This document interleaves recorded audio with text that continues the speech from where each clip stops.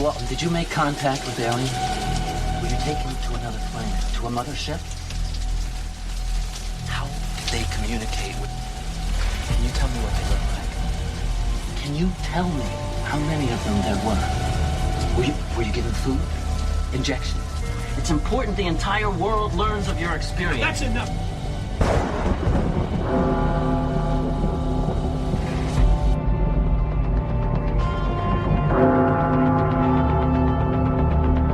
The teachers are alive.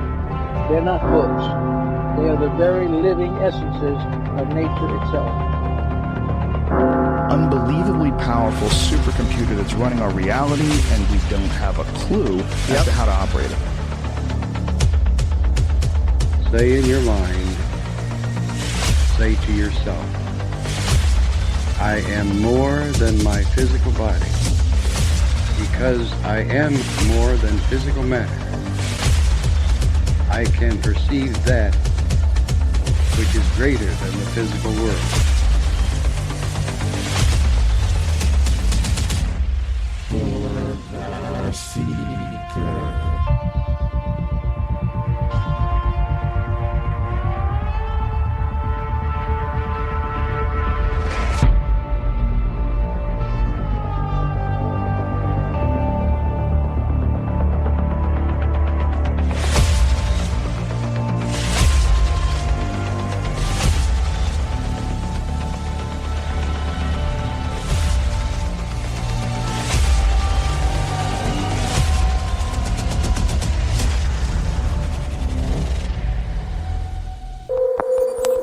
Discovery Houston, 20 seconds to LOS TDRIS. Nice to be in orbit. Broadcasting from the Forest Tower studio in the Mossy Creek bottoms of Cane Creek, Arkansas. I'm Joe Roop, and this is Lighting the Void. It's good to be back. Check out just check us out on Facebook, Twitter, YouTube, everything, Lighting the Void. Go check us out, subscribe, do everything you need to do there. Share. Glad to be back. Yeah, but make sure you sign up for that newsletter too, because we got something real special coming for winners in the future, and for the past winners, because the mail was extremely late, so you guys are going to get a special package. It is October the 17th, and the night is crisp and cool here in the natural state, and the moon is waning in Virgo and on into Libra through the midnight hour.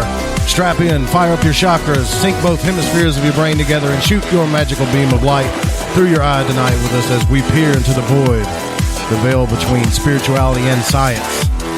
Tonight, author Maureen Germain. Waking up in 5D. Strap in, we're going to be talking about something I'm learning about myself, and I think if you're listening to the show right now, this information is going to be important to you. Now, this is a live show broadcasted on lightingthevoid.com, thefringe.fm, and can be heard on TalkStream Live, TuneIn, Spreaker, iTunes Radio, Radio Guide FM, Radio Garden, and more by proxy via the Fringe FM. The TalkStream Live number, listen line is 701-719-3971. You can check out all our show archives for free on any podcast and aggregator app, such as Apple Podcasts and iTunes, Google Play, TuneIn, Stitcher, and more. You know where all of those are at. Man, it's good to be here. A lot of crazy stuff happening in the news here lately. A lot going on. All you really got to do is pay attention to your Facebook wall. Believe it or not. And that's it. That's all you got to pay attention to understand that. Now, tonight in the shack with me is me and me alone again, because simply put, Rusty has had some issues with his vehicle, and it's not the kind of issue where, that you can miss it. So he can't be here tonight. Also, Jeff is working out of town. So you got me again. I mean, there's nothing wrong with that, right? I mean, heck, that's how it started. I brought Rusty on. I do miss him though sometimes in here, but man, what he has to deal with tonight is a little bit more important. So it's just going to be me talking to you along with Maureen tonight. So that's going to be fine with me, and I hope that's going to be fine with you. Surely, right? Surely you guys don't have a problem with that. So let's move on with the show. Let's get it going on here. Now, I want to do, real quick, I want to tell you this thing with the Weinstein Company. Oh, yeah, by the way, if you guys come over to Spreaker, you can come to Spreaker and just search the Fringe FM. Now, Lighting the Void is under Spreaker and the Fringe FM.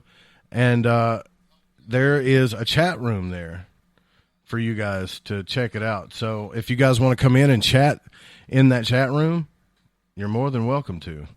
That's where all the cool kids hang out anyways. I think so. Let's do let's just get on with this though. We're going to do Joe's magical tip of the day, and I'm going to keep the sound clip out because just to let you have to do that out for one night, you know? So Joe's magical tip of the day. And I'm going to tell you guys real quick, stop cursing yourself. All right. And what I mean by that is every time you say, every time I do A with B, C happens. Now let me explain that. I'm going to give you an example. So I had a buddy of mine who used to say, every time I go to this restaurant and I ask for ranch, they always give me, I don't know, marinara sauce. Now that's a small example, but you know, guess what keeps happening in his life? Know your own power. Be aware of your thoughts, because by the time you vibrate that sound from your thoughts, you have just sent out a program, or if you want to look at it magically, a spell that will come to pass. And that's my magical tip of today. How about we just do a little bit of applause on that one? Because I don't like the other clip. I'm going to get rid of it. I'm going to get rid of a different clip. There you go. Joe's magical tip of the day. I'm serious about that. Just try it out and see how it works for you. Now, fun fact about Lighting the Void. Now you can listen to the show on all Alexa devices. Pretty cool, right? Amazon Alexa, that's right. Spreaker has partnered with Alexa, and now you can listen to all of LTV you want on Alexa devices. And I'm also working on getting that for you on Sonos as well, if you guys have Sonos. So I want to mention, too, also we have our new proud sponsor, Ancient Life Oil. Man, I got some. Actually, me and Rusty got some, and we tried it, and we've been taking it for about a week now. And I really wish I could go into all the details about it, but it's really life-changing for me, especially because, you know, I can't I can't smoke like the rest of you guys can, but I want the benefits from it. And, hey, this stuff this is where it's at. But I'm pretty sure I got to keep taking it every day, though, I think, right? Yeah. I got it right here. It's some good stuff, man. But we're super happy to have him. And Ronnie McMullen will also be on the program to come talk to us as well, though this guy used to do his own UFO show, and he knows his stuff. So in the future, you get ready for that. I'm excited about that, and I'm also excited to have Ronnie and his oil around these neck of the woods. Now, did you know you can listen to the show on Fringe? Actually, you can listen to the show on Facebook.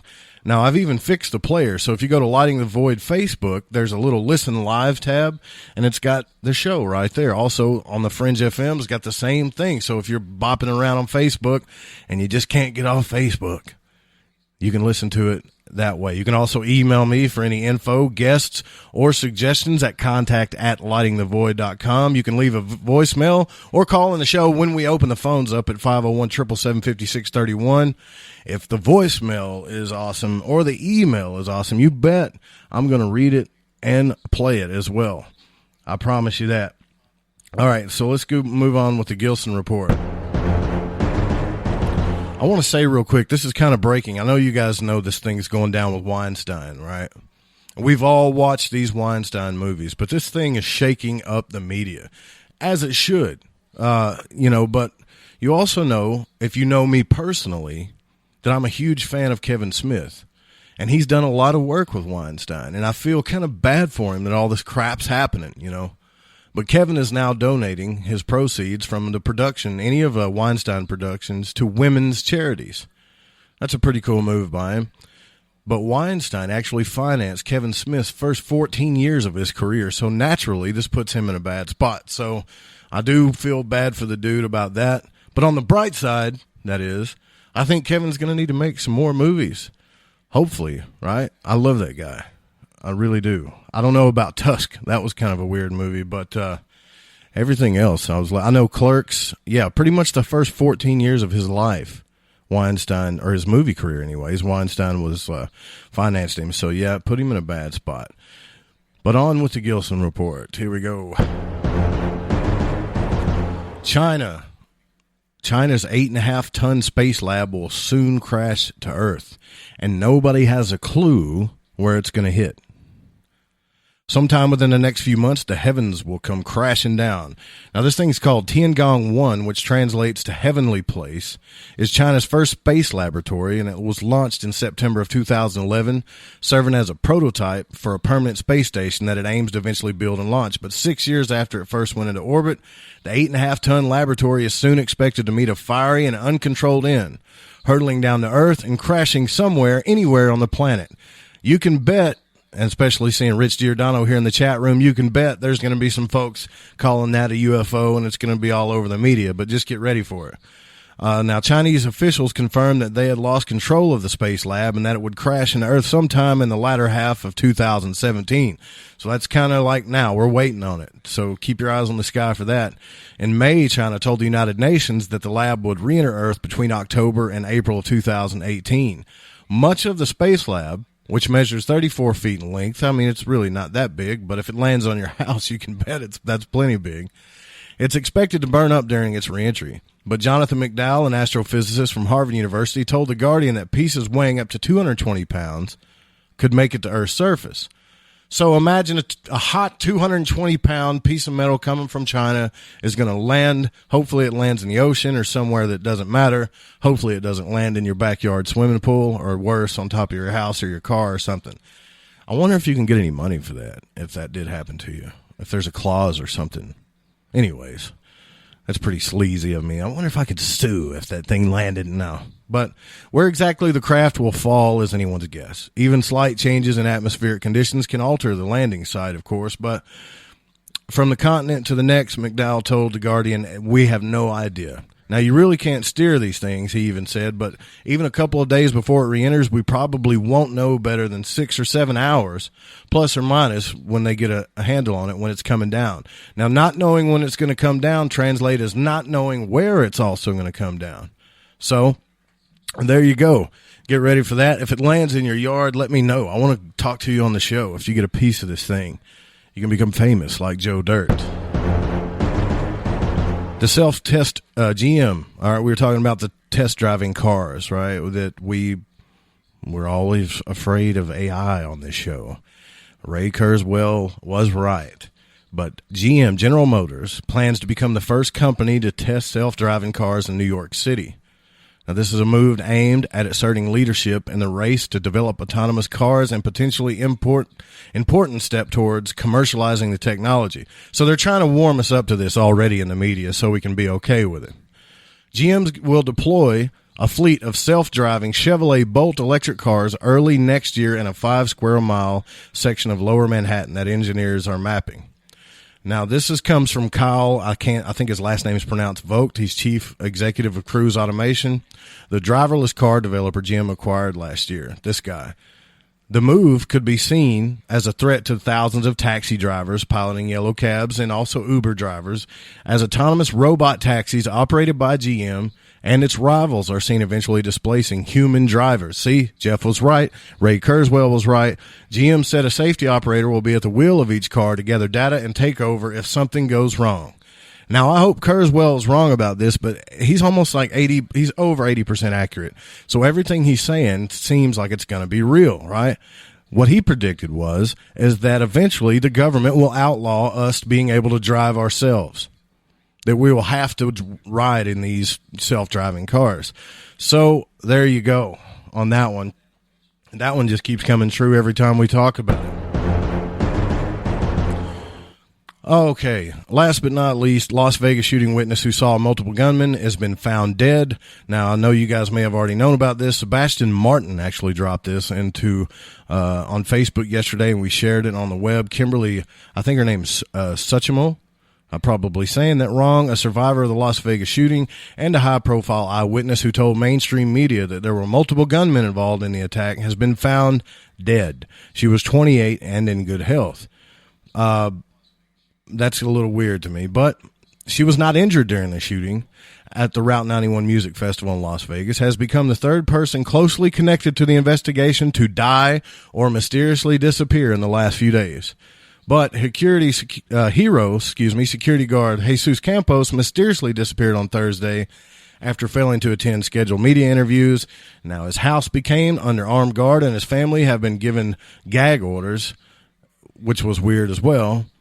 This is all crazy, right? But Mandalay Bay valet Chad Nishimura has also disappeared days after speaking to mainstream media in Hawaii. Poof, gone.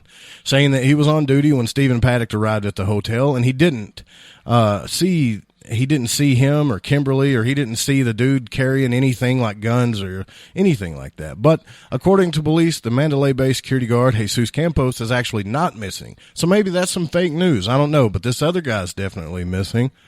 And where are the cameras? Like, for real, these cameras, they got cameras all over the place. I know the police have viewed it when this guy checked in and went into his room. I want to see the video of him carrying all these guns into his room, or the video of him not doing it. Don't know why they haven't released that. Do you? If any of you guys know anything about this or a little bit more, please email me at contact@lightingthevoid.com. This is not sensationalism. This is important. Just like the fires being set. This stuff is important. If this is really happening, we need to know about it. We need to be responsible for each other, okay? All right. So let's get this thing going, okay? When we come back, haven't you ever wondered why you're supposed to be on this planet? What you're supposed to be doing on this planet? Haven't you ever wondered why there's so much difficulty and violence? If you're listening to this and you have those questions, according to Maureen St. Germain, you've probably come to Earth to be a part of the solution. Your job is to create heaven on Earth. When we come back, Waking Up in 5D with author Maureen St. Germain. This is Lighting the Void. Stick around.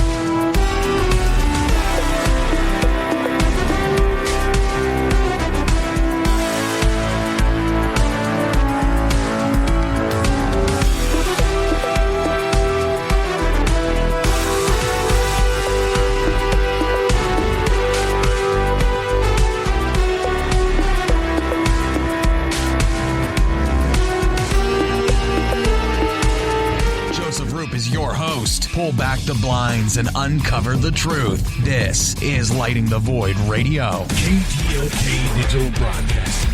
We rock the paranormal talk.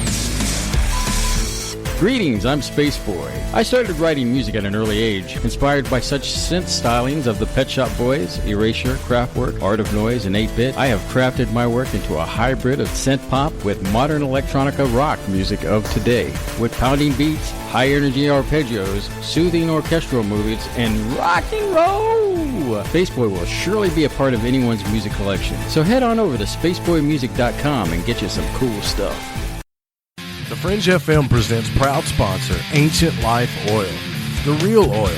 CBD is truly ancient life oil from the source. Here's some exciting news. This oil has no psychoactive effects, and it's legal in 50 states.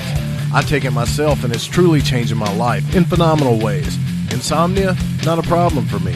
And inflammation? Well, this is just my experience. Be proactive and do your own research. Go get it yourself at ancientlifeoil.com.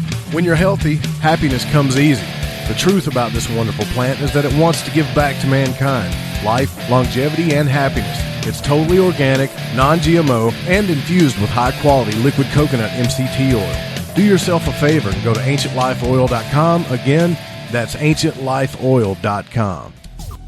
Hey, Fringe FM listeners. Did you know that when you're on the road with limited data or no Wi-Fi available, you can still listen to every minute of the Fringe FM by calling 701-719-3971.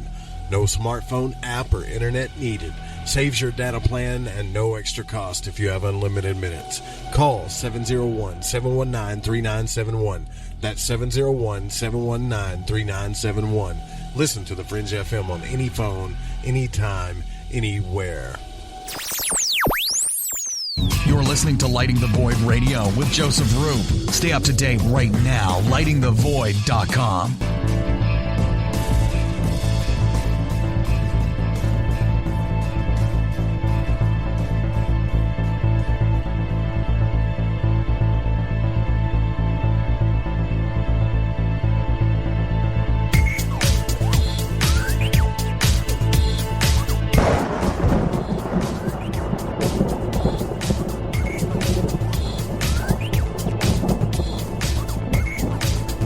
Welcome back to Lighting the Void. I'm Joe Roop.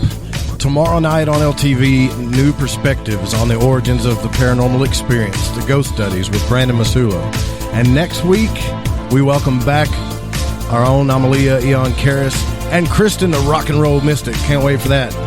All right, let's bring on our guest. It's about time, right? Maureen St. Germain has had a lifelong interest in the Akashic Records, resulted in her being granted access to this dimension that has been off limits to most of humanity for millions of years. Founder of Akashic Records International, she is an extremely accurate Akashic Records guide and instructor. Maureen's newest book, Waking Up in 5D, provides tools and techniques to guide you in the transition from the polarized mindset of the third dimension to the joy and love of fifth dimensional vibrations. It explains how to recognize the 5D experiences you've already had, identify the differences between 3D linear thinking and 5D multidimensional thinking, and turn 3D viewpoints around to expand your perception of what is possible. It includes exercises to protect your energies, especially while sleeping, and sacred geometry meditations to open yourself to higher frequency. It reveals how to develop a higher self-connection, increase your sensitivity to dimensional signatures, and consciously choose 5D, where love is the governing force.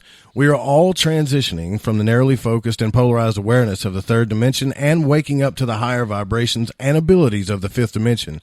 Each of us has already experienced 5D, she says. Think about your most memorable and uplifting experiences of the recent past, where everything went well, interactions were harmonious and loving, and all felt blissful and happy. That's 5D. In this Ascension Manual, spiritual teacher Maureen St. Germain explains how to shift your energetic patterns and choose to permanently anchor yourself in the joy, love, and kindness of 5D. She's well known for her Amazon bestseller, Beyond the Flower of Life. She has been sharing knowledge she has gained from her years of teaching meditation and research on ancient truths. Labeled a modern-day mystic and famous Wisconsin mystics, Maureen has taught in 15 countries throughout Europe, Canada, USA, Egypt, China, and Japan. Her books have been translated into Russian, Italian, and Chinese. Her manifestation book, Be a Genie, teaches sacred geometry and manifestation based on source code and her discovery of the Phoenix sequence. Her clients love her velvet voice and her many guided meditations on topics such as the Merkaba, letting go, manifestation, and more. Insightful, compassionate, entertaining, and funny, her primary focus is developing tools to support individuals and their personal expansion and spiritual awakening through trainings, Akashic Records, sacred journeys, guided meditation CDs, arrow mandalas, essential oils, aromatherapy, and books. Now, Maureen St. Germain leads workshops in personal development and spiritual awakening. As a seeker, she shares the knowledge she has gained from her study in ancient truths. Now, you can check out her website at MaureenStGermain.com. Maureen, welcome to LTV. It's cool to have you on. Thank you. Thank you for that great intro. It's awesome. Yeah, it's cool to have you on here. I've actually listened to you on a few other shows, like Fade to Black and such, and it's cool to finally have you on the show to talk to you. Likewise. Now, I always ask this question to the new guests when it's like the first time they've come on the show is, how did this start happening to you? How did this happen to you in your life? Like, did you start knowing that you were here meant for something else from childbirth, or did it happen in your adolescent years? Well, when you're different, you don't know you're different. You think everybody thinks the way you do. Right. Yeah, I get that. So initially, I didn't think I was any different than anybody else. I was different in my family in that I was super sensitive to everything that happened and everything that went down. I often knew what was going on when everyone else didn't, but I didn't necessarily speak up about it. I was the middle child. My mother is gifted and has the gift of clairvoyance, so there was certainly a level of acceptance for being able to sense things and know things. And as I got older, I aspired to have a somewhat normal life, and then, broke out of my mold, if you know what I mean. So, sure. Yeah, that's kind of the story that we keep seeing here, that we talk about quite often on the show, and that's why I'm glad you're here, because this is the waking up process. It's not easy, right? Like you would think it was just some easy ascension thing like you see in all the books and pictures like, oh, you're going to have a wonderful life, but you do struggle, because you start feeling different. And, you set yourself aside, from everybody else, or they do it for you. But this new book, Waking Up in 5D, can you kind of give us a breakdown about what it's about other than what I introduced already?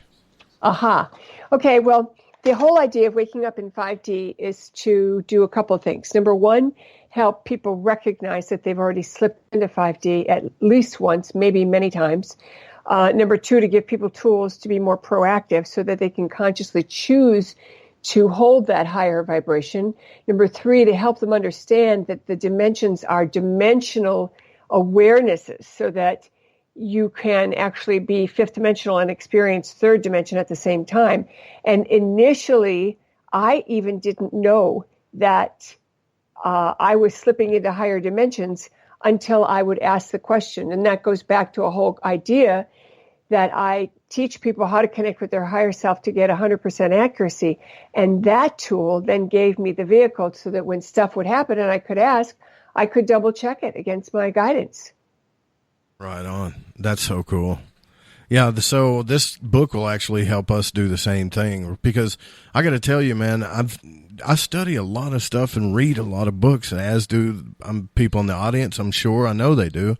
They tell me about it, and you get kind of all over the place sometimes, wondering, with the dreams you have, astral travel, synchronicity experiences in your life, and it gets kind of hard to, I guess, to understand it all and stay on track sometimes, I agree. And the thing is, everyone's experience is different, but at the same time, we're all having similar experiences. And one of the things that I began to notice is that things would happen that were slightly different than what I was aware was the normal, but no one else seemed to notice that. And so it's a bit like Neo when he watched in the Matrix when he saw the cat. No one else noticed. But he said, hey, that cat went forward and then backwards again. And, everybody in the movie says, oh, my God, we got to get out of here. And they, took off. Right. So part of it is being able to train yourself to notice certain things. And so the book helps identify, well, what are you looking for? And how would you know if it was something different? Yeah, that's a big help, actually. That's probably one of the best things about the book. That I've seen. Now you kind of go all over the world leading tours and teaching. What led you to do that? Well, I've always been interested in travel, and one of my jobs in the corporate world was in the tourism business. So I wasn't put off by making all those arrangements and making trips happen. And I've been very blessed to have wonderful ground operators that kind of land in my lap and show up when I need them. So the trips come together very easily. I have had the good fortune of being on dolphin swims, taking groups to Tibet. I've been to Egypt about 15 times. Oh, that's awesome. I'd love to go to Egypt. Yeah. So, it's probably my second home. So that kind of came together because I was teaching people and then wanting to go into the sacred sites and have the experiential opportunities, not only for ourselves, but also to anchor in certain energies of our own that were loving and supportive of the evolution of the planet. And so those opportunities came. And then I've also been very fortunate to be invited all over. So, I was invited to teach in Japan a number of times. I went there for a bunch of years, a couple of times a year. And the same is true in Asia. I've been to Taiwan probably four or five times, and China 4 or 5 times. So the interest in my work seems to be global. I've made a very clear intention that I will serve and assist people in remembering who they are. And I think that that's what this is all about.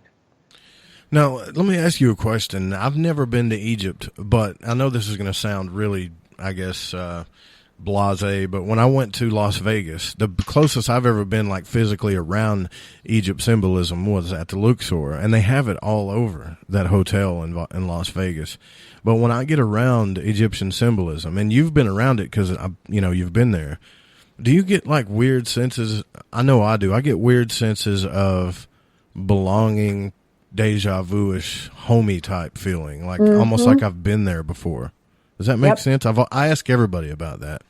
Yes, I think that's very true, and I'm sure you've heard about the book that was written by a woman, Om Seti. Do you know that storyline? Actually, I do not. Okay, well, this is a paperback that you can buy anywhere.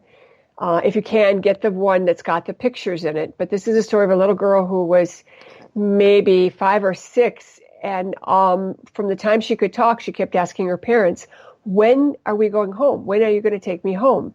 And when her parents took her on a trip to the Egyptian Museum, she sat down in the Egyptian section and said, okay, I'm home. So your experience is like a little bit like hers. And she had conscious memories of her lifetime in Egypt. And this does happen to a lot of people who either are around the Egyptian symbols or statues. And certainly when you're in Egypt, people have a lot of deja vu experiences as well, even if you weren't particularly interested in Egypt. And for me, it was like somebody flipped a switch. You know, I wasn't that particularly interested in Egypt. And one day it was like, okay, I got to do this. And, you know, within 2 years, I was taking a group to Egypt. Yeah, that's so cool. So you took a group and kind of led the group, right? Is that what you're saying? Yes. I've done that 15 times. Oh, that's awesome. I can't wait to go. I have to go. It's, you know, it's on my bucket list. It should be on everyone's bucket list, I think. But you can form a group and we'll go take a group. Yeah, that'd be great. That would be awesome. Take a group from the radio crew, huh? From the listeners. Exactly. Yeah. Right. Listener audience. Now, did that first time you went, did it, you know, because I've talked to John Anthony West about it too, and, you know, he's kind of in the fight with cancer right now, but he tells a lot of people that it really is, especially the first time you go, that it's just a life-changing experience.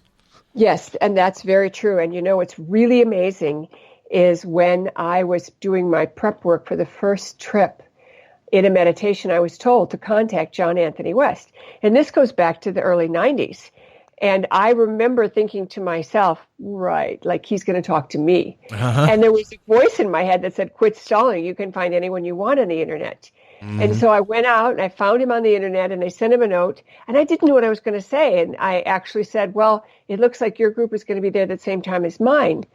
And he called me on the phone, which totally blew me away.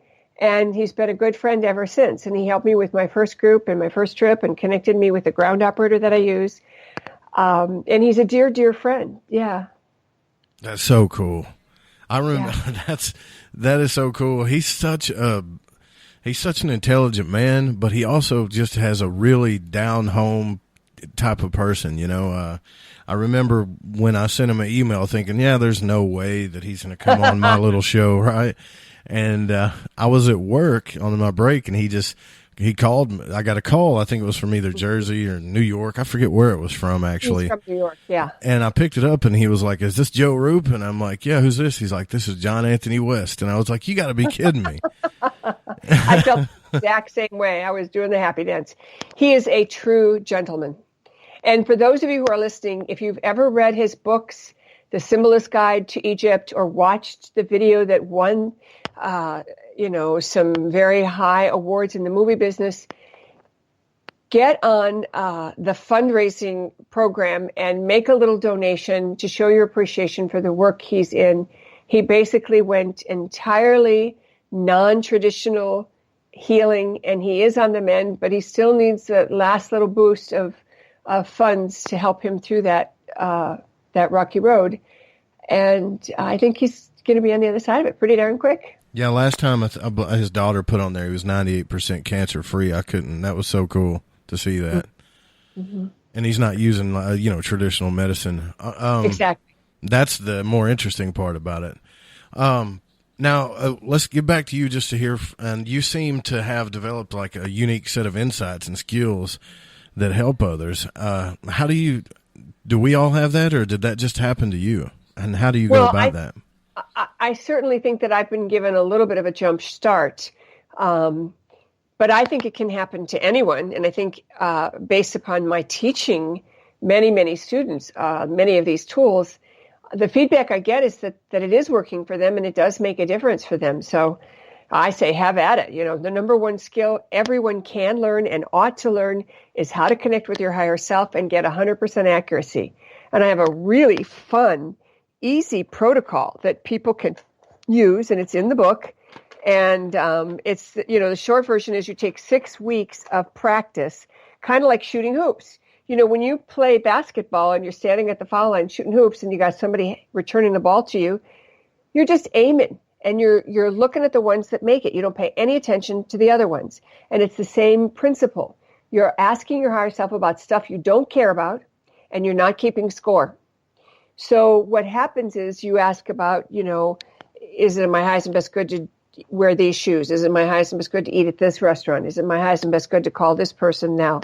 And what happens is over time, you get a lot of feedback that you weren't expecting. So you show up at the restaurant that your higher self picked and somebody is there that you've been looking for. Or, the day that you wear your brown shoes, you walk in mud and it doesn't show so much. I mean, it goes on, but over 6 weeks, we get new DNA. And that practice is so powerful that you can follow your higher self and you don't have to trust it, And what's the difference between trusting and knowing? Trusting is when you make a plan to meet a friend for dinner. Knowing is the sun is going to come up in the morning. Yeah, that's really cool.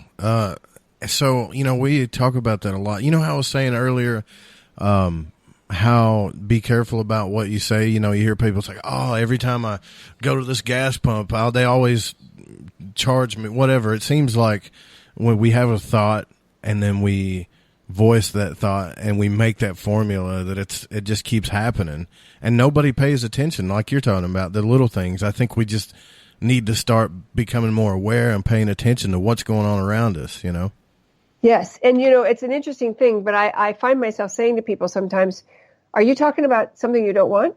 Why are we spending any time on that? Don't you want to spend time on what you do want? And I was a bit of a rebel when I was like in high school and I hung out with the in crowd. And there was one girl, for example, who used 4-letter words all the time. F this, F that. Right. And one day I thought to myself, you know what? I don't have to listen to this. And it wasn't like I was being goody two-shoes. It wasn't like I was judging her as bad or wrong. It hurt my ears to hear it. And that's how sensitive I was. So I just quit being friends with those people. And it wasn't like I was going to be mean or obnoxious to them. I just hung out with other people and spent my time that way. And a lot of times we think that we need to do something because everybody else is doing it, or we need to participate so we belong. And when we're willing to stand up and say, you know what, I don't think I want to watch that football game today. I think I'd rather go for a walk. Let me know how it goes. And to take care of yourself first. What happens is you're actually training yourself to pay attention to everything around you. And when we go along, or get along as the case may be, we tend to fall in with the masses. And there's a lot of energy that's being aimed at group consciousness. When everyone's watching the same football game, there's an energy aimed at that group consciousness and moves them in a certain direction. Or, it's funny, when I was in class one time, my guides gave me a very clear answer about, group consciousness. And they said there's 5 things that people do every day that they could unhook from and start to be more connected with their own divine self, because the group consciousness kind of dumbs down our abilities to connect with our inner wisdom. So, I have to have that cup of coffee every morning. Well, maybe you could change it up. Maybe you could have a cup of coffee in the afternoon some days, or skip it completely. I have to hear the news every morning. Well, maybe you don't. I'll have to read the newspaper. Well, do you really have to? Do I have to watch a particular TV show? And I can't think of what the last one is, but these are things. I guess it would be events that we watch, like the World Heavyweight Championship or things like that everyone tunes to for some reason or another. So when we choose to shake it up and change out the participation level, we are empowering ourselves to make our own statement. Now, in a small way, we do that with the language we use. And that was something else that I started to notice. I found myself being like cringing when people would say certain things. And I realized it was because I was moving into 5D enough times that their 3D talk bothered me. They weren't even saying anything bad. So they would be saying things like, I have to do this or I have to do that. Well, nobody has to anything. I'm choosing to pick up my kids on time because it makes me feel happy to be there for them. Or I'm going to the doctor because I want to know what's going on with me. Mm-hmm. Or, I like going to work, or I'm going to work because I like getting paid, whatever it is, instead of I have to. And that have to kind of implies that there's some big brother over me that's kind of making sure I do what I'm supposed to do. It's the big giant expectation brother, Well, it's more than that. It's more like what you just said a little bit ago when you said that people's language creates the reality. So we're saying there's a big brother over us, and that energy then finds its way to us. Yeah. So by simply choosing to say, I'm choosing, I want, I'm taking this, another thing is right and wrong. Instead of saying right and wrong, you can say, this is a match for me. I don't feel like that dessert, but this one over here looks like a match for me. It changes the energy instead of saying, well, that's not a good choice, or that, that whatever is bad, or. That's what you're talking about. And we talk about this all the time. The polarity mindset, the black and white, or this or that, choose a side mindset. Yes. And so what I did in the book is I wrote down a list of very common polarity words that you were calling the polarity mindset, and said, what if you use these words instead? Or maybe you can find your own words. And instead of saying something is weird or strange, you can say it's amazing or interesting, and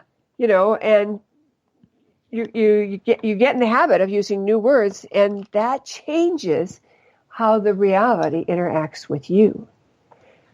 Yeah, if you look at old, even the ancient books with, they really aren't that ancient, but the old Egyptian books, the sign of silence, or the sign of Harpocrat, where they would put their finger over their mouth. A lot of that meant, to show you, to let you know just how powerful your thoughts and words really were, Exactly. And that you need to, you've seen that symbol before, I'm sure, if you've been to around the symbolism. It just shows him with his finger over his mouth, right? And there's more to that symbol, but yeah, I talk about it all the time, but training ourselves and to do this is different. It's not as easy as it is or said than done. And that's what your book's all about, isn't it? Yes. And I recommend you do, a little something every day to change things. And one of the things you can do, and this is a lot of the things I figured out by accident. Something cool happened. I would say something amazing would happen. And I would ask, well, how did that happen? How did that come together? And then I would be shown, well, you did this. And one example of that was when I was trying to correct myself after saying something harsh, I said, but, I'm having a day of heaven on earth. And, that day there was a lot of strangeness and brokenness, but everything was smooth and went together kind of like, two cogs in a wheel. So I asked, well, how did that come together like that? How did that day go so easy, even though there was so many problems? And I was told, well, you asked for a day of heaven on earth. And I thought, man, I'm going to do that the next time I have a full day, because that's pretty slick. But the second time I did it, I thought, I don't have to wait till I have a full day. I can ask every day. So can everybody. That's right. I'm asking, and here's another cool thing. You can actually say, I'm asking for a day of heaven on earth for me and everyone I come in contact with, or for me and everyone I am in contract with. Ooh, now, yeah, I sat down. One. Yeah, I sat down at a bar at the airport, like one of those bar restaurant type things, and they had an iPad there for me to place my order and turn in my mileage number and get a discount. And I was struggling with how to make everything come together. And there were 4 different people from the staff that came over and talked to me and tried to help me. I never once asked for help. They could see I was fussing with it, and they wanted to help me. So after my meal finally gets ordered, the lady next to me and I start chatting, and she said, when I sat down here, nobody talked to me. Nobody said hello. And she said, nobody welcomed me or anything. And I looked at her and I said, isn't that interesting? I had such a different experience. And she said, I know, I was watching. And then I said, well, do you want to know my secret? And she said, I sure do. So I shared it with her, this business of asking for a day of heaven on earth. It's absolutely amazing. And the fastest way to know that this is real and that this is true is to do it for 2 or 3 days in a row. And then say, okay, now I'm going to lay off of it. And the difference will be so dramatic. You're going to say, that's it. I'm doing it every day. Wow, that's so cool. I mean, yeah.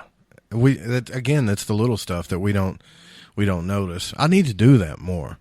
I need to just walk up to somebody that I don't think anybody is talking to, or somebody that looks like they're having a bad day, and just say, hey, how you doing? It's good to see you smile or something, That's not going to hurt anything. No, it's really not.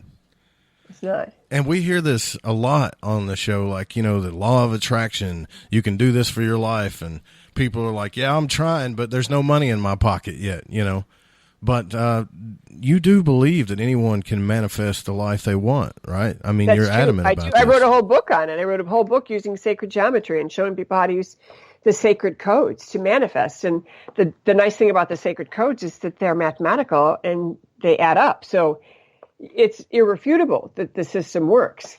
And it's more than just, the secret or anything like that. But I will say this, part of learning to manifest and part of giving yourself that gift is being willing to claim it.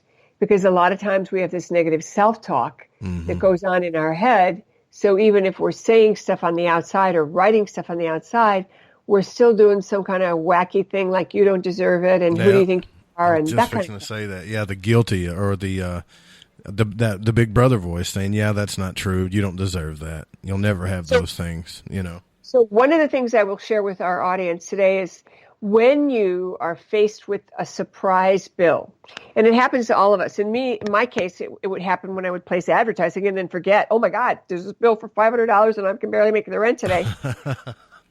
And I would look at that bill knowing that I did not have the money in my checking account to cover it. And I would say, well, the universe must know something I don't know because I've got this bill. Must mean I'm going to be able to pay for it. Interesting. Because I definitely don't look at it that way when I see it. I panic. Ooh, exactly. And we all do. We all want to panic. Oh my God, how am I going to cover this? But what if you just said to the universe, well, you guys must know something I don't. I don't know how it's going to come together, but I know it must be true. Otherwise, I wouldn't have this bill in front of me. That changes the energy. That brings it in. That totally brings it in. One time I was in New York City, and I moved to New York City after my youngest son finished college because I wanted to be in New York. And I rented a little tiny studio apartment that was the same rent as my house, in Wisconsin. And one day I didn't have enough money for the rent. And I called the landlord and I said to him, look, I'm not going to have the money on time for the first of the month. And he said, well, when do you think you're going to have it? And I said, well, I've got a workshop that's going to start in about 2 weeks. So the money should start coming in the next 5 to 10 days. And he said, well, Maureen, just send it to me when you have it. Wow. New York City. Yeah, usually that they don't say that. Usually you get a warning, a stern warning. That was really cool of him. But part of it is being willing to be proactive and to be willing to be honest and to admit that you can't do something. Mm-hmm. I see what you're saying. Sometimes we're afraid to do that. I was married 25 years the first time, and there were a lot of times that I fudged the truth, or I glossed over the stuff I was worried that my husband would get upset over because I didn't want him to be upset with me. And in hindsight, I recognized that was contributing to our problems. And so I made myself a promise, that if I ever got married again, I would tell the truth no matter what.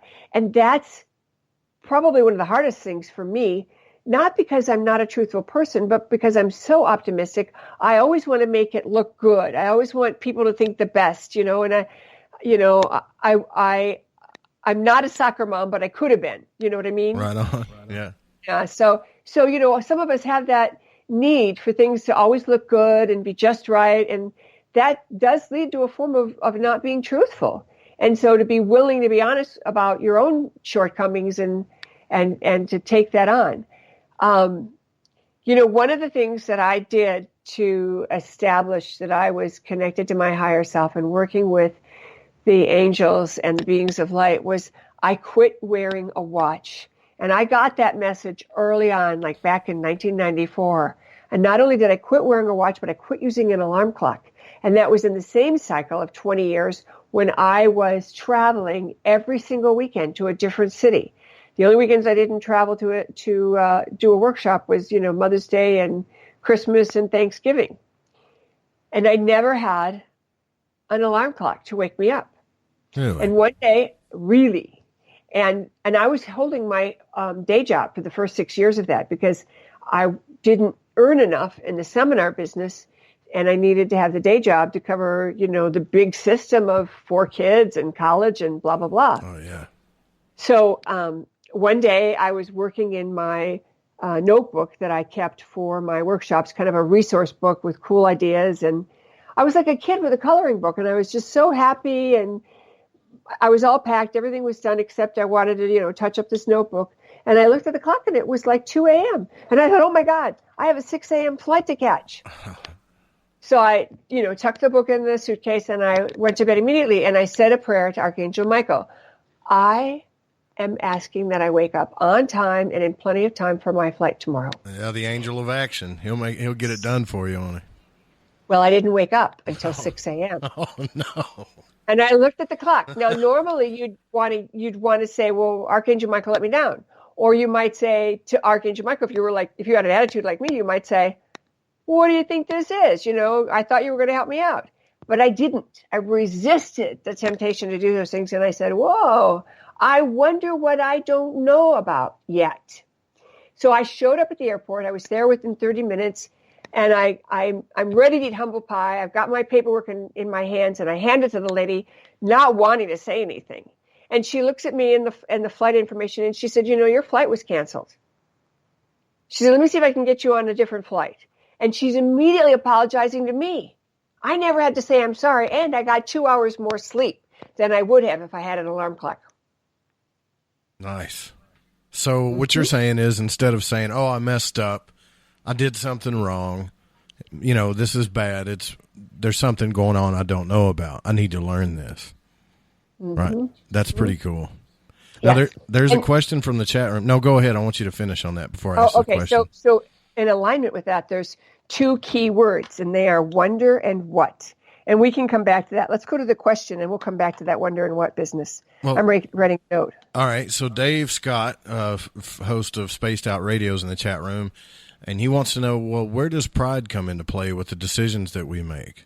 Is it a good thing, bad thing? Should we leave it alone? Oh, I've never been asked that. Let me think about this for a second.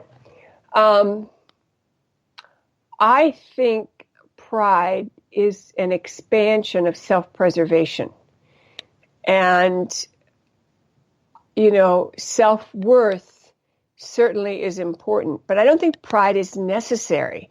I think you could go right from self-worth to joy without needing to move into that emotion of pride, because pride gets us into trouble. It gets us thinking things that maybe aren't true, like we're better than we think we are, or, makes us say things that maybe we shouldn't have said. Yeah, or we're just too proud to try something or think a certain way sometimes, Can't do that. Well, that isn't pride. That's stubbornness. Stubbornness, yeah. I was I talking hear about what myself, you're actually. Yeah, but. Yeah, I don't know that that's real pride. I think that that's stubbornness in thinking that I'm not going to risk ruining my reputation. Well, maybe that is pride from that vantage point, but it's still stubbornness, being unwilling to be able to try something. What is very helpful to break out of that habit is to know that there's all kinds of studies and research that prove that the people that make the most mistakes are the most successful. And that's because they're out there trying all the time. And they screw up a lot, but they're not afraid of that, and they just keep going. Yeah, that makes sense because I've done that myself, Yeah, actually. where you go through that kind of a cycle. Yeah, and you're willing to try, and finally it works. You know, the guy who wrote Chicken Soup for the Soul, I think they took that book around to like 40 or 50 different companies before a company told them that they would do it. And that guy laughed in his face when they said, we're going to sell, you know, this number of millions of copies. And they just laughed in their face, but they pulled it off. You know, I think that, and you can, correct me if I'm wrong about this, but I think that when you actually start pursuing something that you really love or want to do, the mistakes aren't that big of a deal. Like, I've done both. I've worked a job that I couldn't stand, and with this radio network and show, I've made more mistakes than I can count. I really can't count them all. But they're small things to me compared to when I make a mistake at the job that I hate. You know. Well, I think that's also because in the job you hate or the job you can't stand, there's a certain self-judgment. Well, at least I could do a good job, even though it's not a great job for me. And when you're doing the job you love, you have the compensation of, I'm doing what I love, you know, and if I don't try to improve it and make it better, then, you know, what's the point? So part of that is the spirit within, you know, and I think the things that we really, really want to do are part of our mission. And we're attracted to those things that we really want to do. And it's our own way of making sure that we at least go for it. Yeah. Yeah, because I mean, I got to tell you, it's been a struggle, but I'm happy with the struggle. It's so weird, to be honest with you, because it's the first time in my life where I've actually pursued something I've really wanted to do. And I'm sure you're going through that same walk now, and the mistakes just seem like mistakes. That's it. There's nothing more, no big deal, nothing to beat myself up about, just something to learn from. And I'm almost kind of happy about them. Mm-hmm. Well, and you know, I've had jobs that I wasn't good at or I didn't think I would be good at. And so I was self-conscious because I was afraid somebody else would find out that was true, you know. Right. So that's part of our fear of making mistakes in a job that we're not good at, because we know we're not good at it, and somebody else might find out, and then we'll lose that job that we're desperate for in the moment, you know. So I think that that's a real thing. So let's talk about wonder and the two wonderful questions that you can ask at any time, and the universe will give you the answer. And, you know, you don't even have to be intuitive or psychic or anything. You just put the question out there and the answer will float in. If it doesn't float in right away, it'll float in, you know, within a day or two. And that's really cool. And the two questions are wonder and what. Now, you know, we all learned in grade school the 6 interview questions, you know, who, what, when, where, why, and how. And all of those questions take us to a place where we're collecting data and then solving the problem. And I love to talk about the cookie jar because it's kind of funny. Who ate the last cookie in the cookie jar? Why would we want to know that? So we can go, you know, one of the boys would go get the other boys and they'd, you know, yell at him. When were the cookies eaten? Well, if you're a mom and you're worried about whether or not they're going to eat dinner, you want to know whether it was 4 o'clock or 6 o'clock. Why were the cookies taken? Well, because we didn't put any fruit out. I could go on and on, but there's always like, give me this information so I can solve the problem. But when you ask the wonder question or the what question, you are giving the universe the chance to give you the full story. And what happened to me is one day when I was driving down the road, my son was at the wheel and my vehicle was making a bunch of noise and I didn't know what it was.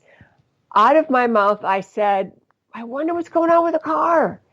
And as soon as I said that, I immediately followed with some kind of jargon about what was going on with the car. And as soon as that happened, I burst out laughing because I thought, there is no way I know that in my, you know, like conscious mind. I know about changing the oil and that's about it. Right. Changing the tires, you know? And so that led me to meditate. How is it that I knew that?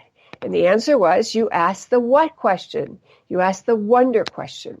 So giving yourself the push to always ask wonder or what, or something happens and right away we compartmentalize it. Well, that was weird.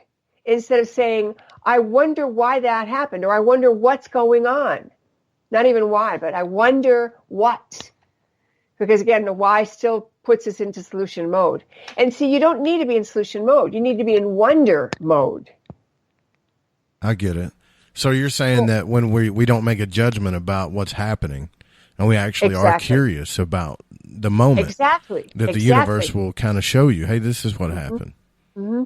And when we have a lot of fear in our world, or we've been hurt a lot, when we were younger, it's harder to learn this because we have learned to compartmentalize the reality around us so that we can be safe.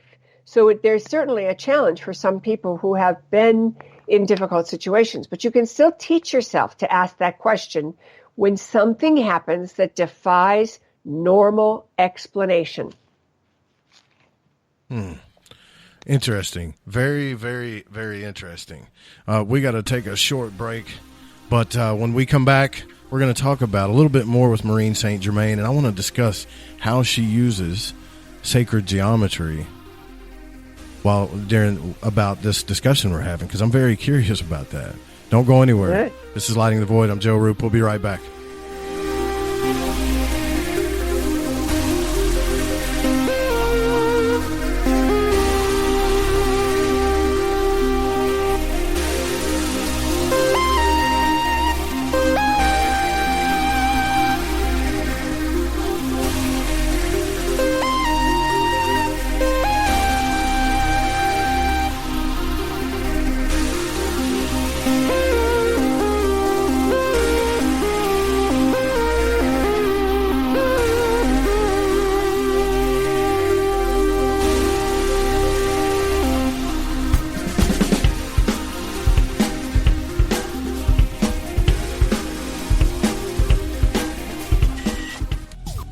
Hey, Fringe FM listeners, did you know that when you're on the road with limited data or no Wi-Fi available, you can still listen to every minute of the Fringe FM by calling 701-719-3971.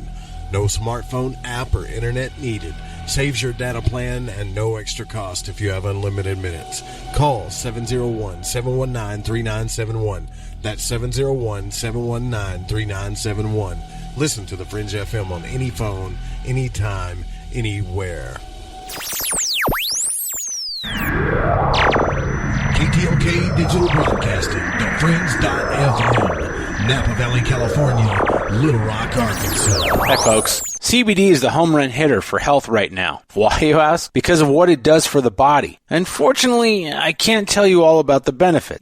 There's reasons. Do your due diligence and log on to ancientlifeoil.com. That's ancientlifeoil.com. Ancient Life Oil uses organic ingredients and is blended in coconut oil for some of the best benefits. Legal in 50 states and non-psychoactive. Log on to ancientlifeoil.com. That's ancientlifeoil.com. Do you find yourself bored and longing to learn more about the mysteries and conspiracies behind our reality?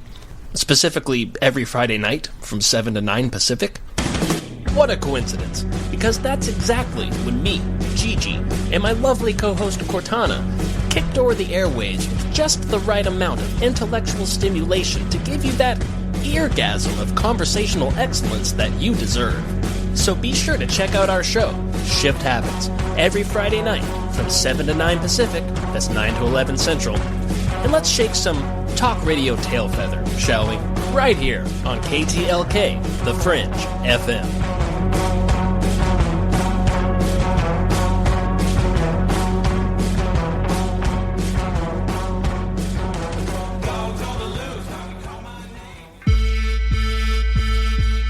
We're still getting strange on Sundays.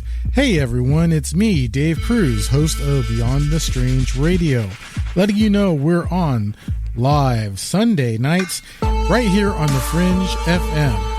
The Strange Sunday saga continues live at 5 p.m. Pacific, 8 p.m. Eastern. Listen on thefringe.fm or at beyondthestrange.com. Again, that's Sunday nights, 5 p.m. Pacific. See you there. Hey, Fringe FM listeners, guess what? TalkStream Live has just released a new paranormal app exclusively for the paranormal community called Paranormal Radio.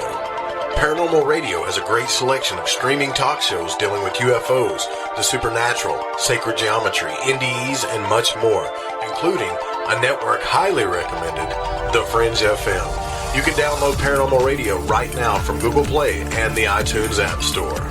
This is Lighting the Void Radio with your host, Joseph Roop. It's the show about truth-seeking and freeing the spirit, shattering your limited beliefs, revealing hidden truths. Call the show. Pick up the phone and dial 501-777-5631. That's 501-777-5631.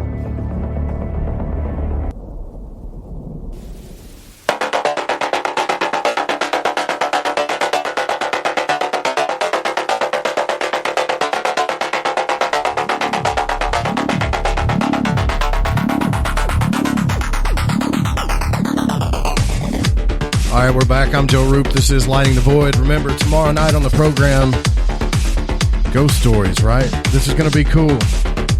New perspectives on the origins of paranormal experiences, the ghost studies with Brandon Masulo. So that's kind of fitting to the month. We're speaking with Maureen St. Germain, if you're just now joining us, and we're talking about Waking Up in 5D, her new book.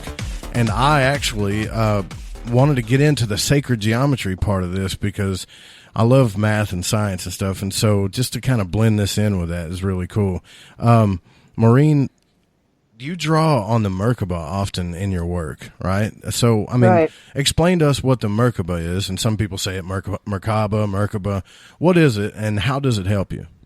Okay, number one, I'm like you. I just love math and science, and I'm fascinated by all this stuff, and I was one of those kids that I could have slept through geometry class in high school, and I still would have pulled straight A's.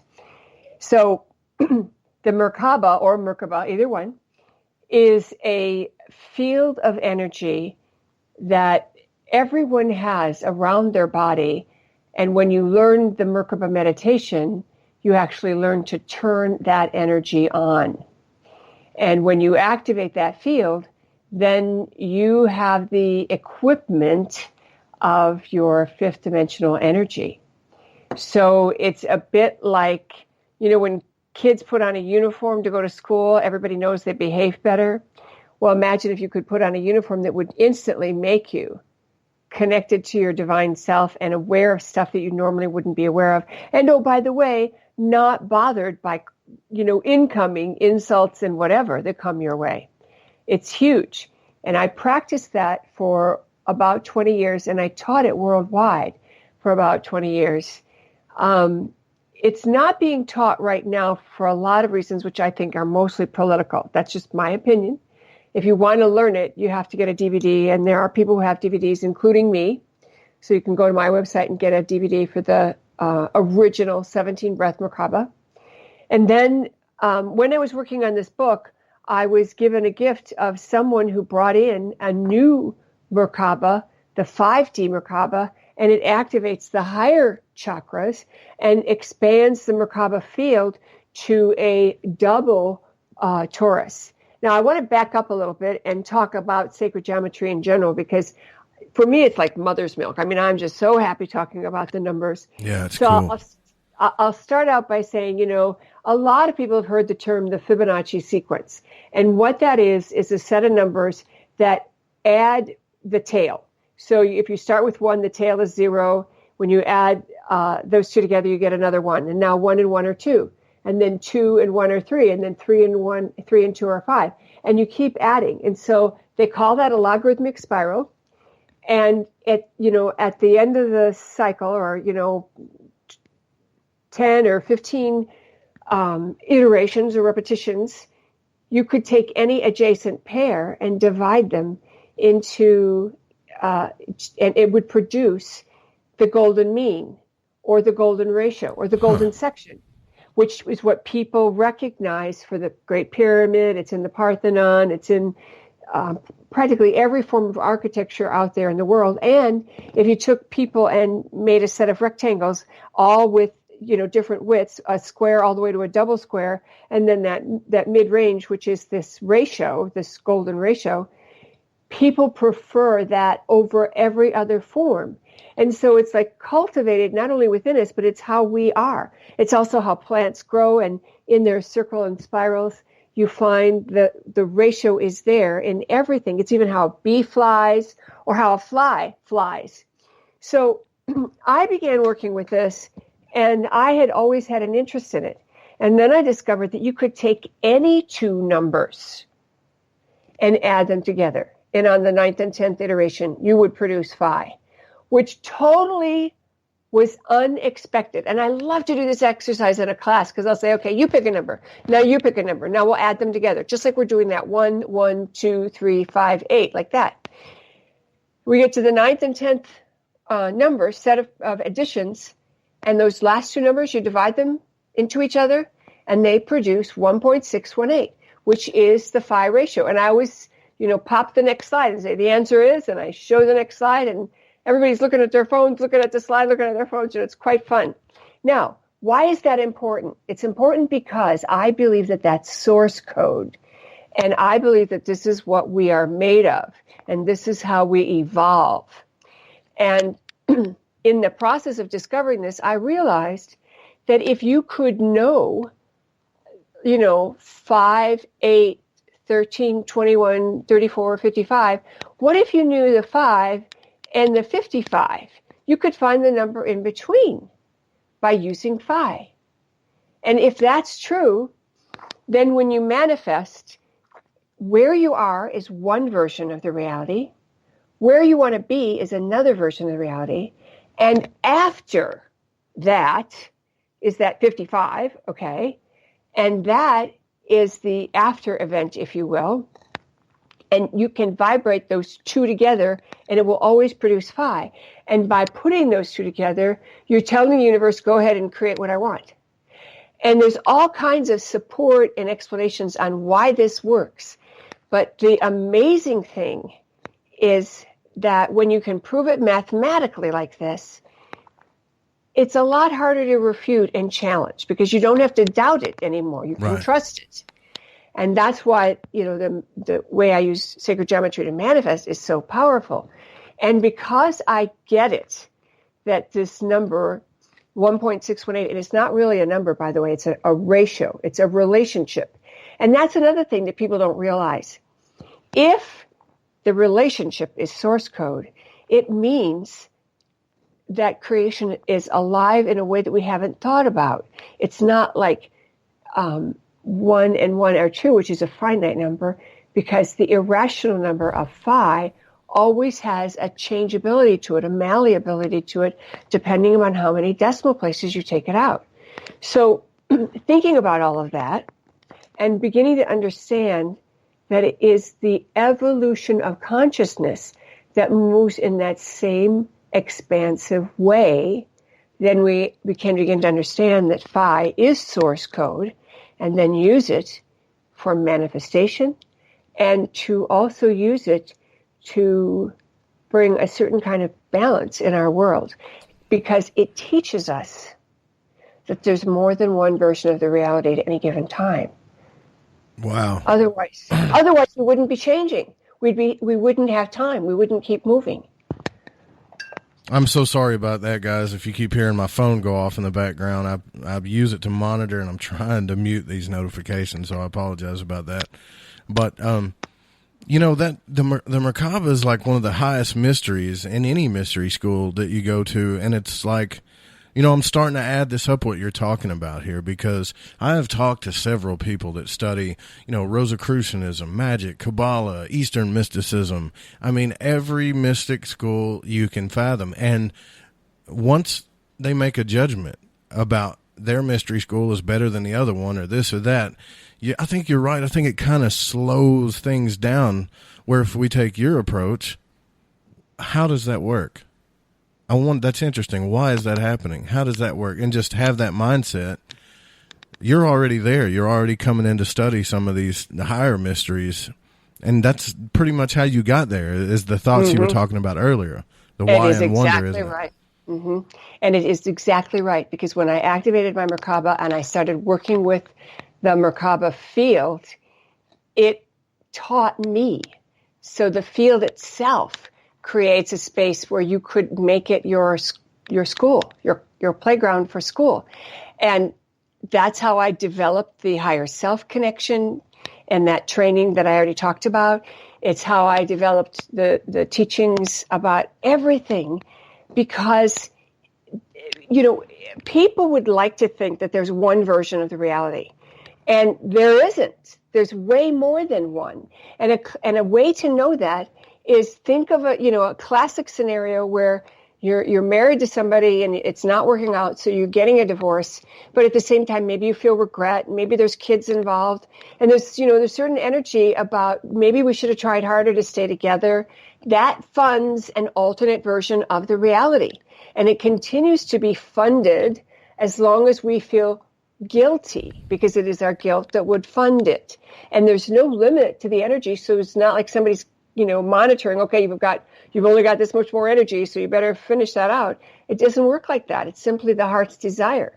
So part of us feels good about the decision to break and to move into a new direction, and another part of us feels good about maybe we should have done this. And so that energy funds an alternate version of the reality. So there's all of that going on at the same time that we're experiencing the reality that we're experiencing. And a lot of people don't realize that when you allow yourself to hold two versions of the reality, you can use that to your advantage in lots and lots of ways. And going back to the idea of manifestation, if you allow yourself to say, okay, I'm here, I'm not where I want to be, and then over here, I want to be a DJ, but over here, if I were a successful DJ, I'd have this size listening audience, or I'd have this accomplishment, or I'd have this award, some way that proves that you achieved the goal. And then you vibrate between the not having and the award. You don't bother with that middle piece. And then that vibration, those two together, produces phi, and phi produces that outcome that you're seeking by mathematical. It has to happen mathematically. And the amazing thing is we do this all the time when we go to the movies. We suspend disbelief. And when there's something in the movie that scares us, we jump. When there's something funny, we laugh. We become the protagonist or the hero, and we participate fully, even though we know it's not real. So why couldn't we do that in real life and pretend that we've gotten this award and hear someone say to us in real time, yeah, man, you've done an amazing job over these years and you've helped so many people wake up to that higher consciousness. And wouldn't it be something to be able to hear it as it's a real conversation, because that anchors it back into 3D. And that real-time conversation that you actually hear in your head around that event, again, amplifies the imagined outcome. And those two together, without resisting it, without saying, no, I'll never get there, no, only a few people make it, doesn't matter. You're creating it, and you can create it. It doesn't really give it a choice, right? I see what you're saying. Yeah. So in the book Waking Up in 5D, I take people to a whole other level of the Merkaba and give them a brand new aspect of the Merkaba that brings in the fields that are known in the Merkaba that the energy follows. One time I was in a session with a healer, and my husband was getting the treatment, and I was getting ready to leave. I thought I was supposed to leave when they started. And the lady who was doing the treatment said, no, you can stay. And so I sit back down, and I'm thinking, well, what do I do? What am I supposed to do here, And I get told, the very specific energy field, and I bring in this golden light, and I channel it through my body and into that donut shape around the body, and then I fill the room with it. And later, she corners me and she said, it's always so heavy and dark from all people's misery and struggles and pain. And she said, when you were in the room, it was so filled with light, and it was so easy to do the work I was doing. She said, you did that, right? And I said, well, yeah. But I didn't think she would notice. I didn't think she would be able to name it, if you know what I mean. Well, sure. If her life has always been that way, and all of a sudden when she's around you, this happened, which by the way, I want to ask you, we pass up the imagination like it's nothing. We pass that up, that visionary experience that we use. What I mean by that is when I say, picture a rose, smell the rose in your mind, feel the thorns on your finger, that kind of muscle. We have trained ourselves from childhood not to do it anymore. We've just totally dismissed it. And it's probably the one biggest tool that we have in our lives. Yes. And, there's been studies on this. And one very well-known study that was done in Russia many years ago with 3 sets of basketball players, one who was told to practice for an extra half an hour, one that was told to imagine they were practicing at the foul line for a half an hour, and the third one who was told, just hang out for that extra half an hour. And the first group increased their foul shooting 25%. The last group, no improvement. But the middle group, who used their imagination, 24% improvement. Wow. So the mind cannot tell the difference between an imagined outcome and a real outcome. In fact, this is why, for me, I can't go to scary movies. I know you're going to be doing a fun show tomorrow about ghosts and no, stuff, but I get where you're going with this. I can't go there. Yeah. Yeah, because you never know what that's going to manifest, right? Right. Well, and when you're a very conscious manifester, you just don't want to feed anything but the good stuff in your brain. It's too precious. Yeah, I wanted to. Man, I forget how I was listening to this YouTube video, and I wish I could remember for the life of me the name of this person who was talking about it. But they were talking about how they had went to a place, I believe it was in Australia, and there was maybe it wasn't Australia, but the point of the story was there was a drought, and they had done meditations and prayers and stuff to try to get it to rain. And an Indian man had walked up to him, and he said, well, we're going to go pray for rain. And he said he went out there with the Indian man, and he would go to this sacred spot where he would speak to his ancestors, right? And he said he was observing the Indian man, and he just the guy had his eyes closed. You couldn't hear him saying anything for a while. It was just almost like he was doing silent meditation. When they got back, they got in the car, and they started driving back towards the city, and in 30 minutes it started raining. Now, it hadn't rained in weeks, and he had asked him, he said, well, how did that happen? Is it a coincidence? And he told him, he said, well, I prayed to my ancestors. And then he said, if you noticed, when he walked out, he took his flip-flops off. He said, I felt the mud on my feet from the water on the ground. I smelled the rain. I tasted the rain in my mouth. I felt it hitting my face. I saw animals drinking the water from the puddles. Like every little thing that he could imagine to make it more, he was doing it. Mm-hmm. There you go. That's right on.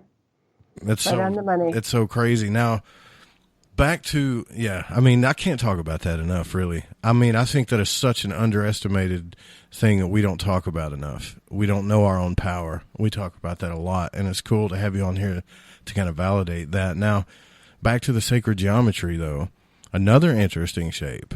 You also draw on the flower of life, right? Why do you do that? Yes. Well, the flower of life, the symbol of the circle of like the 7 circles that are intertwined, produces those 5 platonic solids that exist around everyone. And so the flower of life represents all of it.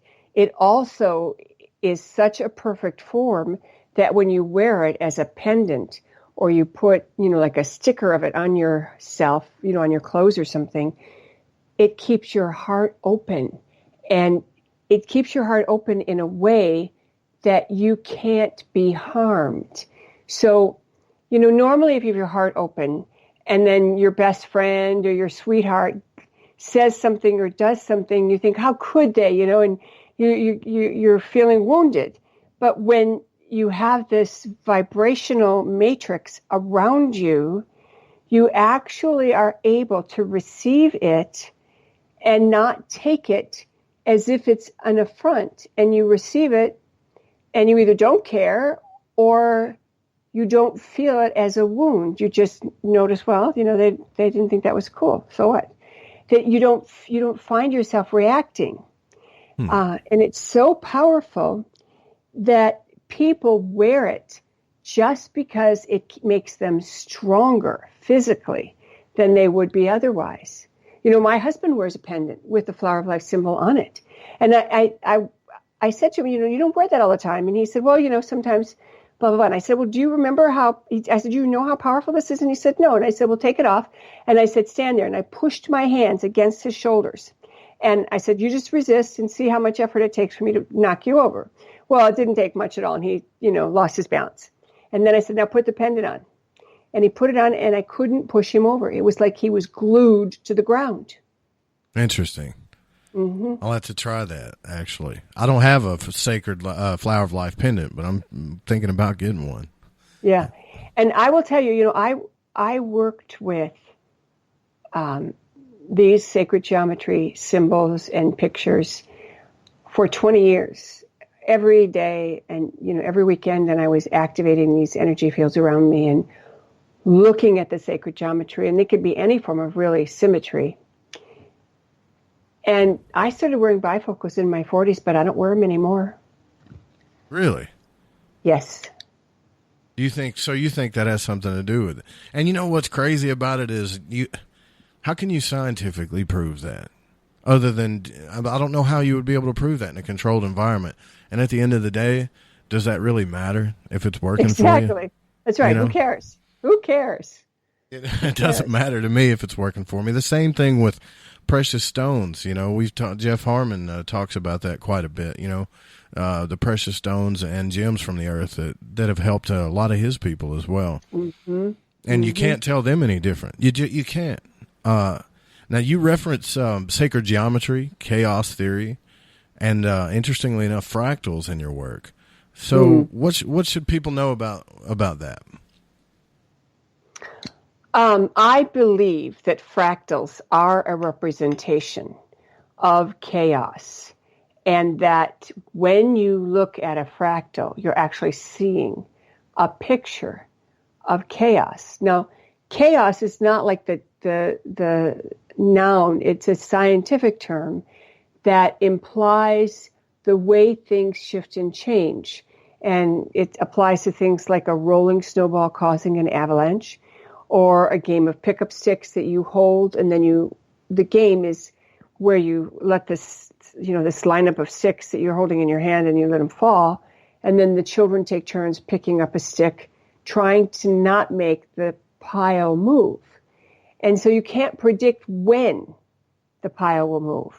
And what's interesting is that's the whole theory of chaos theory, is the idea that there's negative feedback with the kids pulling the sticks up one by one, doesn't appear to change the pile. And then one child, where the pile does move, that's positive feedback. And it's so interesting because you could even say that that's like going to the gym. You go to the gym and you have a trainer and they're working out with you, and after a week they call you and they say, how's it going? And you say, this is not working. I feel like crap. Everything hurts. I weigh more than I did before I started. And the trainer will laugh and they say, well, muscle weighs more than fat. Your muscles are getting, warmed up, and, stick with it. But the first inclination is, this is not working. So change occurs in a chaotic way. And it means that we don't have to worry about when the change is going to occur. What we want to worry about, that it will, and that we hold that as our outcome. I see. Interesting. Wow. Yeah, you're definitely open up my. I thought I already had an open mind, Maureen. I really did. I really did, but it's not. It's so cool to be able to talk to you like this because, there's an affirmation that Robert Monroe has you do that talks about, I'm more than my physical body, et cetera, et cetera. I'm also make myself aware to be able to take teachings from those that are on my level or above my level. There's a reason why he makes you do that affirmation, because you keep running into those people that keep really opening you up to this instead of, being certain or making a judgment about a teaching or something that you think about these mysteries. Well, anytime someone is stuck in a limiting system, they are using that as a crutch because they don't want to take responsibility for the knowledge, and they want to trust someone else to tell them this is the best way or this is the right way. And it's so they don't make a mistake. And the whole idea of being a human is that we are supposed to make mistakes. And if we're not making any mistakes, we're probably not trying very much. Yeah, you're right about that. That's definitely true. Now, do you mostly feel like, this whole 5D, fifth dimension thing, it sounds like more of a scientific thing than it does a mystical thing. But I was going to reference the Sefer Yetzirah in a book that actually talks to you about different dimensions that's ancient, and a lot of people still don't know about it. But do you mostly feel like that you live in the fifth dimension? Yes, I do. And the reason I say that is because I can look at my day in hindsight and see my reaction to a situation that used to upset me or push my buttons. And so when you realize that you're operating in a very joyful way, in spite of a perceived attack or a perceived judgment on you, it's opening you in a way that you didn't even know it was possible to be. And that's part of the discovery of becoming 5D, is that you actually hear things and know things and experience things that you didn't have a framework before. And when you start to move into 5D, you also realize that the game has changed so much. And I'll give you an example. A guy that I worked with had a really nice car. He was quite well off, and he was going to sell it. And then his son, who had finished law school, wanted to buy the car. And so one day at work, the dad is telling us that he finally let his car go, and his son bought it from him for a lot less than he had hoped to get in the marketplace. And he was kind of feeling, bad about that he didn't get what he should get for his car, right? And I just looked at him and I said, but Ray, think of how proud you would have been of your son if he had gotten that deal from a stranger. Right. And he looked at me and he started laughing. He said, you're right. And I tell that story because that's 3D. In 5D, you don't want the stranger to buy your car at a huge profit to you and a huge disadvantage to them. You want them to be as happy about the deal as you are. Exactly. And, while you were telling that story, back to the first teaching you were talking about, why didn't he just say, well, how did you do that?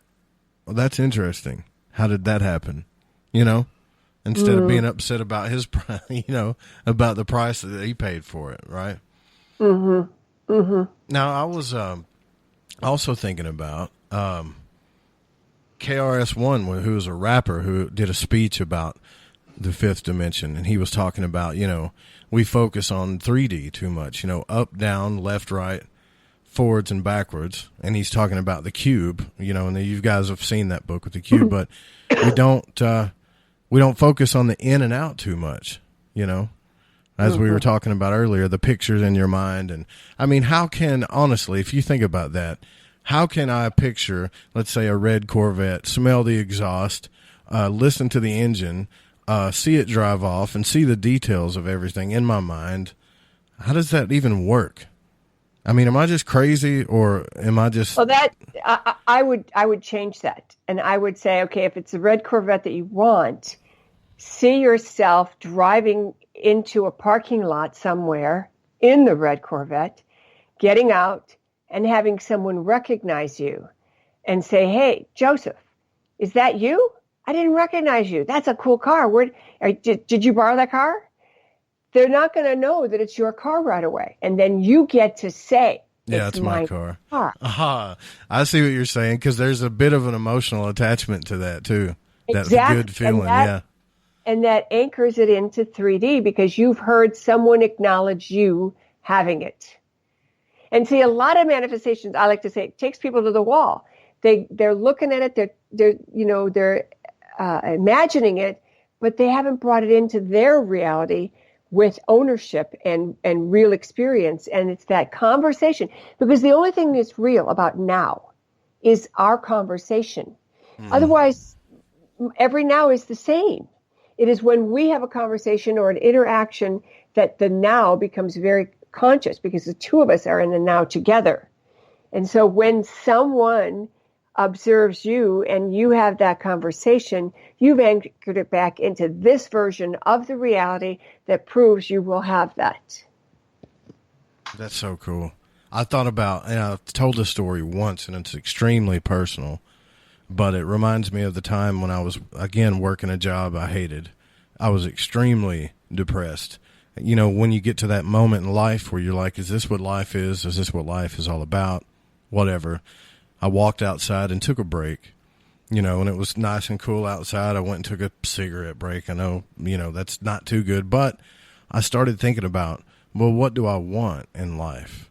What do I really, really want? And started asking questions like that. And I had a vision of, you know, a family, of a woman saying my name and a child saying, Daddy, you know, I love you, and me picking him up and kissing him and stuff like that. And it made me, it was such an emotional vision that I had an emotional like breakdown outside of of work. And I was in like, that moment, you made it real. Do you see? It wasn't a year later, and that became true. Nice. You know, I mean, it was less than that actually. And I wasn't out trying to do this, you know, right. But I really think it was just that vision. Right. You allowed yourself to ask, what do I really want?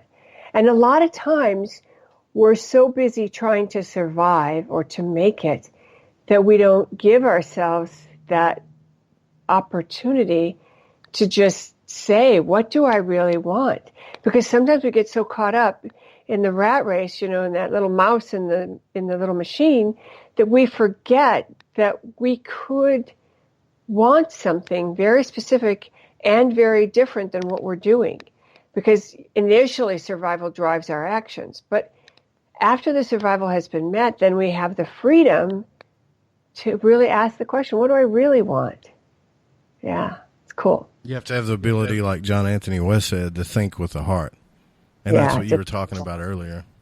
Yeah, that's cool. That's now, you believe anyone can move to the present day, like if they're in this 3-dimensional reality of, you know, this physical realm, basically. I don't want to talk too bad about it, you know, because I'm learning a little bit here from you. But you believe anybody can just move into this instantly, absolutely. right? Yeah. And what I'm also going to say to you is everybody's already doing it, and they don't know it. So think about something that you may have set down, you know, a pair of sunglasses or something, when you came in from being outside, and you put them away in a drawer, and then you go do something in your house, and then you think, oh, man, I forgot to close the windows in the car, and it's going to rain, or some other errand you need to do. So you go back to the drawer where the sunglasses are, and you reach for them, and they're not there. And you think to yourself, it hasn't been that long since I put them in here. I know they're here. So you start rifling through it, and you still can't find them. So you say, whatever, and you walk away, and you get a spare, and you take care of whatever needed to be taken care of. After you finish that, your energy is shifted again, and you're not so in that stressed out place. You walk back in, you open the drawer to put away your sunglasses, and the original pair are where they belong. And you say to yourself, that's just wacky. You know, you dismiss it because you don't have a framework. But what happened to me is when my stuff started disappearing, and, you know, I had a family, and kids do take stuff, but they weren't taking my crystals. And I knew they weren't taking my crystals, you know. So I would ask, well, where did it go? And I would always be told it's in a higher dimension. Well, initially I thought, you know, my stuff must be going into a higher dimension because that's where we're all going. Kind of like when we send monkeys into space, you know, we got to send something ahead, you know, right?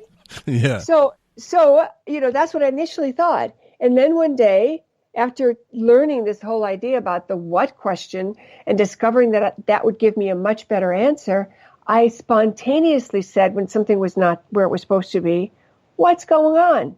And I was told, well, you were in a higher dimension when you put it down.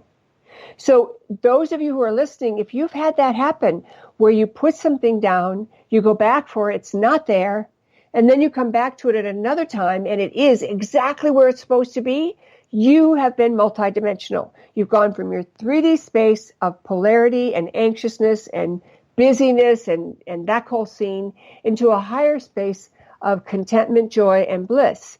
And when you set something down at that zone and you're not, you're in that place of joy or bliss, you can easily not find it when you move back into that 3D space because it's not visible to you, because the dimensions are nested like Russian dolls. So from 5D, you can participate in 3D, but 3D cannot participate in 5D. Speaking of D's, a lot of people call that ADD, but I don't believe that. I don't really think that's ADD, man. I really don't. Like, when I was a kid, they used to stuff me full of Ritalin. My dad finally took me off of it. He's like, "There's nothing wrong with you. You just need to focus," And yeah, I see what you're saying. I can't tell you how many times I've done that, and it's always when I'm contemplating something heavy. It really does seem like right. that. And so you've moved into a higher zone, and then when you're back into, the more conscious, concrete stuff, it's whatever you put down isn't available to you because you were in that high place. So that's proof positive that people are, becoming multidimensional and they're having these experiences. I'll tell you something else that happens to people to prove you're 5D. You can be sitting in traffic and that traffic light changes, nobody moves. Yeah, I've seen that. Yep. Third car back and nobody moves. And then all of a sudden everybody starts moving. And you're in this mellow place. You're not looking for traffic to move right away, but you're kind of surprised. How come nobody's moving? And then you forget about it. Well, you were in 5D because in 5D you experience the reality before everyone else does. Yeah, you're ahead of the curve. Yeah, I've seen that before. That's a trip that you talk about. Definitely that you talk about that. Now, once we get into 5D though, and we know we're there, like, what do we do from there? What do we have to do? Well, 5D is, the tip of the iceberg of a whole lot of other stuff.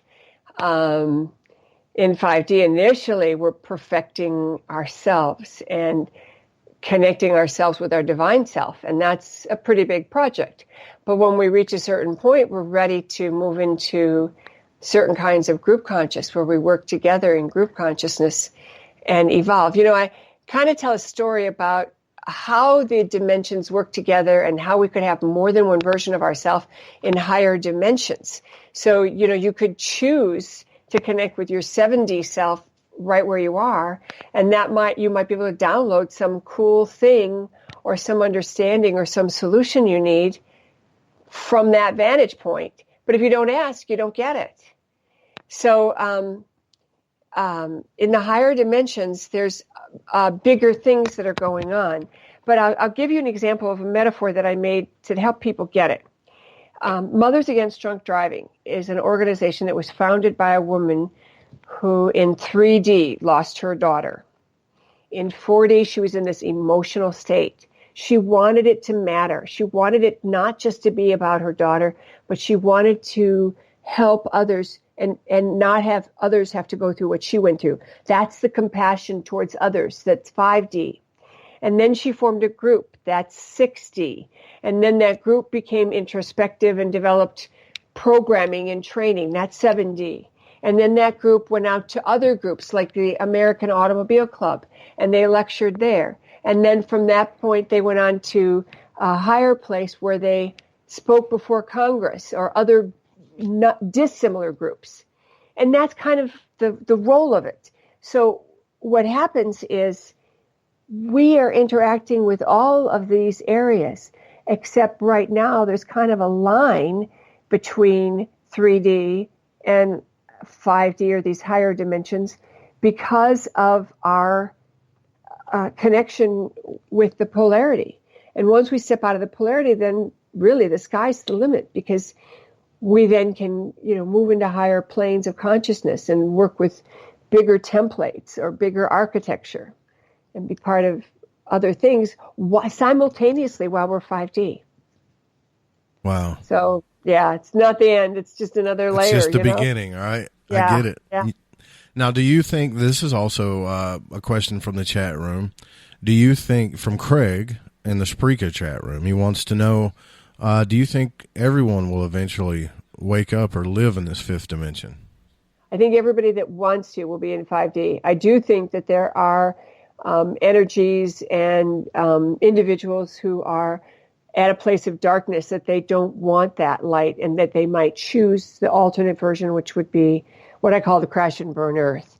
So as a mystic, I understand that it is possible for people to choose not the light. But very often, even those beings that think that they're full of darkness can be shown how much light they have and come across to the other side. So I don't know whether you should say everybody, but most everybody will take this on.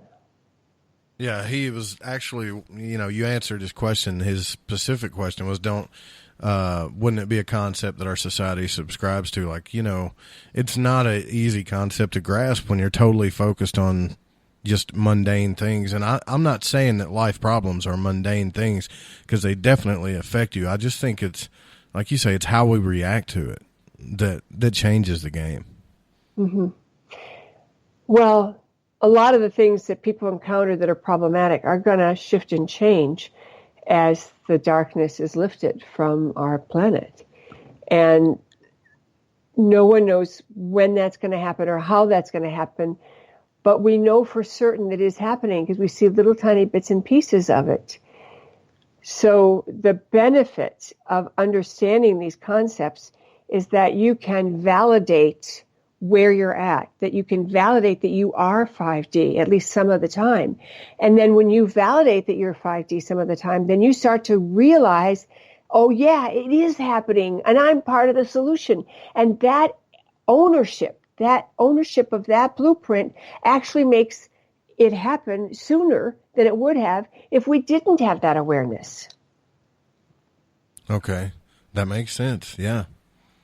I do hear from a lot of mystics about, and when I say a lot, the ones I've had on the show, because we kind of talk off the air sometimes or through email, and they believe that, a few of them at least, believe that something's coming, like a big shift, and it's going to be really awesome for some people, and then other people, they're not going to know what's going on, or it may even make things worse for them. I don't know exactly what they're talking about. Maybe it's the quickening thing Art Bell used to talk about. Do you think something like that's coming, or if it's not already here? I am more inclined to think that we've already started it, and I'm also of the mind that says none of that is going to happen until we hit critical mass, so that we can tip that teeter-totter or tip the scale so powerfully that those that choose to stay behind in what I call the crash and burn earth are choosing that, and everybody else gets catapulted to a whole new level. So, yeah, we might have that, I'll call it giant experience or, this big event, but I truly believe that it cannot happen or won't happen until we collectively are strong enough to be able to withstand that amount of light. Think about a computer and its cord. If you have a laptop, it has a little transformer in the middle of that cord, and that's because it has to step down the energy for your laptop. You can't put straight power from the wall into your laptop, and that's us. So we have to acclimate and become more fifth dimensional and acknowledge when we're fifth dimensional so we can take it on more and more and more. And it is that belief and mindset. I talk about Bannister. I don't know if you know who this guy is, but he was the one who set the 3-minute mile back in the late 40s. And everyone believed it wasn't possible to run a mile faster than 3 minutes. I remember that. And he was a medical doctor, and he was an intern. He was, in his last year of medical school, but he was also a runner. And the conventional wisdom was that the heart would burst if you tried to run faster than that. And he didn't believe it. He didn't buy it. And within a week of him breaking that record, 5 other people did. Yes, I remember this. Yep. So as we acquire a new self-recognition of, oh, yeah, I have been 5D. That's cool. Oh, yeah, I'm having a 5D interaction. I was joking around with somebody. I said, it's so cool that we can interact in a 5D way because they screwed up and dropped the ball. And I said, oh, that's great. Now I have time for this. Instead of being mad that they messed up the schedule. That's 5D. I'm taking that and running with it. Whatever you gave me, I'm running with it. And I don't have to make you bad or wrong.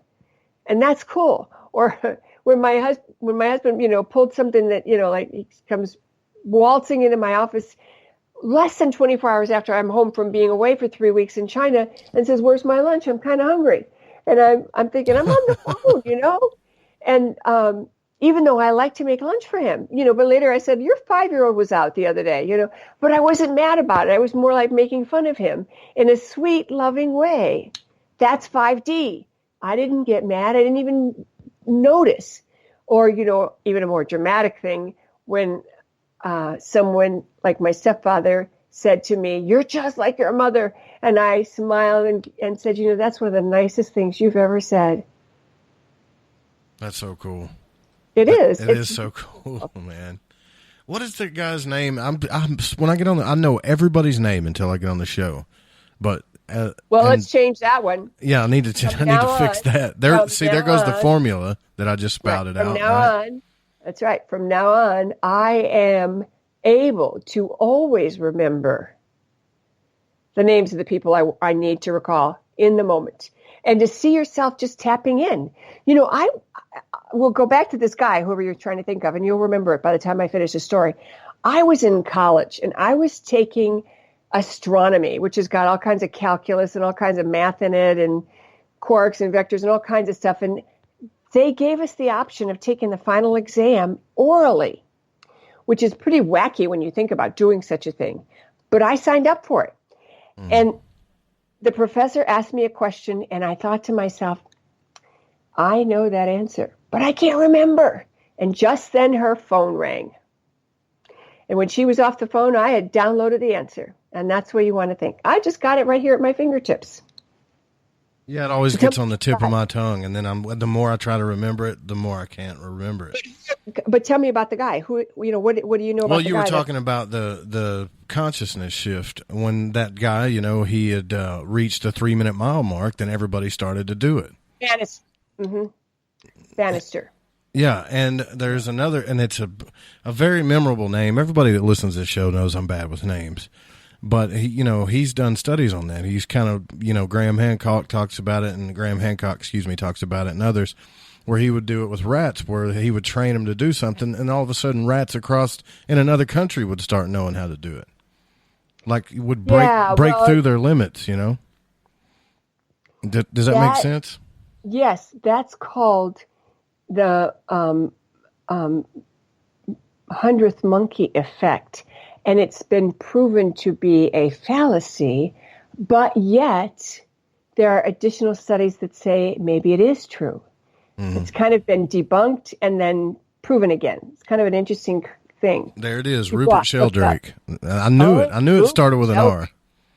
I know who that guy is. See, now you remember it. Now, from now on, you will always have it at the tip of your tongue. And that's what you want to say to yourself. You know what? From now on, I've got the name on the tip of my tongue whenever I need it.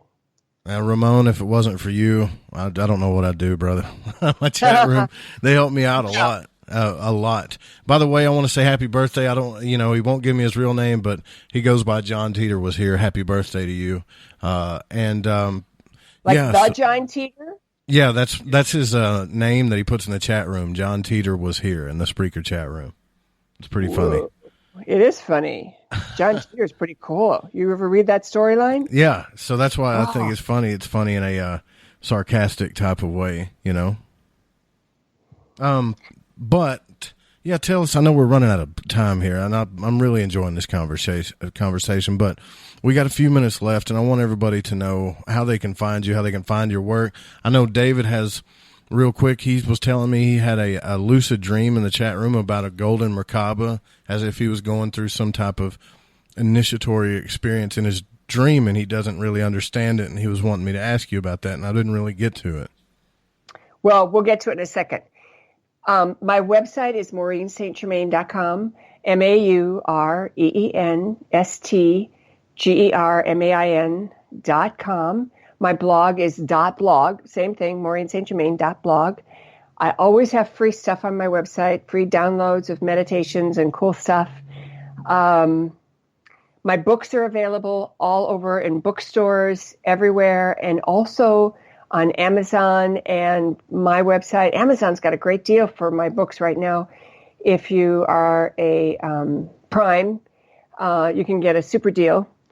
So those are places that you can get my stuff and sign up. I also do online training. So, you want to get on my list and, I love that. And, that's cool. Participate. I want to comment on that golden Merkaba though, because that's really amazing. First of all, The Merkaba itself as a structure, anytime somebody sees that in their imagination, it's very likely that it is real around them and that they have probably brought that mastery in with them and that what they're doing is hooking into the mastery that they brought with them. It's kind of like, you put all your stuff in a suitcase when you're a baby and then you start to unpack it as you become an adult, like that. Mm-hmm. And then because it's golden, that's exquisitely profound because it is probably the highest energy of any expression. So when you see it golden, especially like that shiny golden, like the color of gold metal, it's also very, very powerful. So I would say that he was given an initiation and probably given some instructions. So he needs to start meditating on that, maybe draw it a little bit and ask, okay, so now that I have this, what am I doing?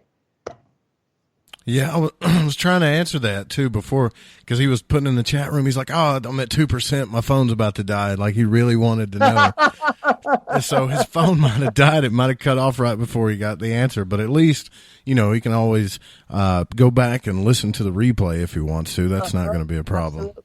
Really important. Do you got any events or shows you're going to be on in the future that people can follow you around to? Because I'm sure they want to listen to you more. Yes.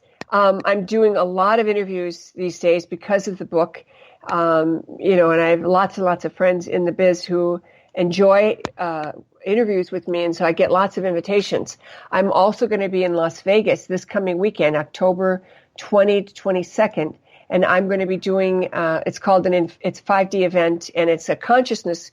There's going to be amazing teachers there, just a huge group of well-known teachers that we both know of, and I've written in my Facebook on it, like that, and you'll be able to see what events I'm in. I'm also going to be in New York teaching a full day class called Breaking Out of the 3D Matrix into Your 5D Self. This is a benefit that I'm doing for the Edgar Cayce Foundation, and I love that guy. The whole thing is a donation, and that's on November 19th. And then I'll be at the Conscious Life Expo in LA in February. Nice. I'm teaching in Asia all the month of January. I'll be teaching in Hong Kong and a few places, Shanghai and Shenzhen. So, if your listeners are out there, they can, find the classes and get into the classes. They're pretty amazing. I really, really have enjoyed this conversation, Maureen. I hope we can do it again. You got a busy schedule, but I hope one day in the future we can do this again. My pleasure. It was a real treat. You have a very curious mind. Thank you. All right, guys, that's it. And thank you again, Maureen St. Germain, for coming on the show. It was awesome to have you here. Now, tomorrow night, don't miss it. We're going to have the Ghost Studies with Brandon Masulo. We got to do that, too. Really interesting. So don't go anywhere. Next up, if you're listening live, is Spaced Out Radio with Dave Scott. We'll see you guys tomorrow night. The show was produced by me, Joe Roop, and cannot be syndicated or broadcasted without written permission. Music is by Kevin MacLeod, Chronox, and Spaceboy at spaceboymusic.com. See you guys tomorrow night.